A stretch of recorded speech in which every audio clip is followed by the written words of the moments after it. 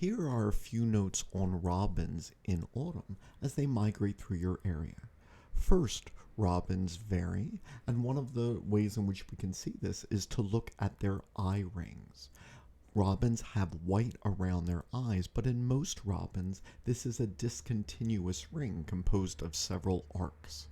In some robins, however, this is a complete ring. There is more white around the eye. And some robins, it's rare, are leucistic in that they have even more white on their head, and their head and backs can have a piebald appearance or even be completely white. So this trait is variable to the point where one might even be able to recognize individual robins based on these variations. In early autumn, you might observe some molting of feathers.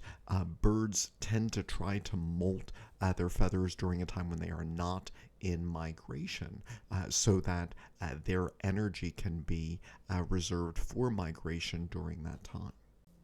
Do robins migrate? While there may be areas such as southeastern New York, which is part of a year-round range, that doesn't mean that individual robins stay here year-round.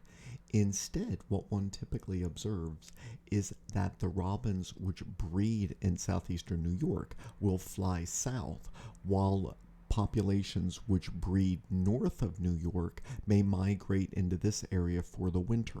So while this may be an area where robins can be found year-round, it isn't necessarily the same robins. Individuals may migrate even if the species stays in an area. During autumn and winter, robins may behave differently than what you associate with them in the spring. Instead of being on lawns and feeding on worms, they may be more in woodlands where they group in trees and feed on plant material, given that invertebrates are not available in the colder months. So in winter, birds may not only look a little different, but they may behave differently as well.